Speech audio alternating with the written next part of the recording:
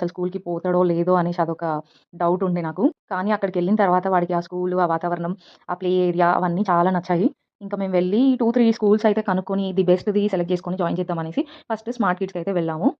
ఇంకా ఆఫ్టర్‌నూన్ మేము వెళ్ళడం 11కి అపాయింట్‌మెంట్ ఉంటే మేము వెళ్ళేసరికి 12:20 అయిపోయింది.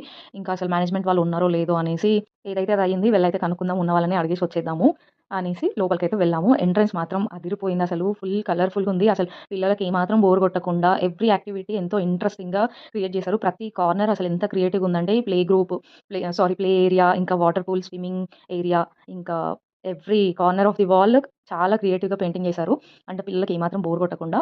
వీళ్ళది గ్రౌండ్ ఫ్లోర్ వచ్చేసి ప్లే ఏరియా. ఇంకా ఫస్ట్ ఫ్లోర్‌లో ఆహ్, పిల్లల క్లాస్ రూమ్స్ అనమాట. ఇంకిక్కడొచ్చేసి పిల్లలది క్లాస్ రూమ్స్. ఎంత బ్యూటిఫుల్‌గా అనిపించింది నాకైతే. చిన్న చిన్న చైర్స్, చిన్న టేబుల్స్, స్టడీ టేబుల్స్ ఎంత అంటే ముద్దుగా అనిపించింది. ఇంకా ఇక్కడ వాళ్ళ క్రియేటివ్ థింగ్స్ అన్నీ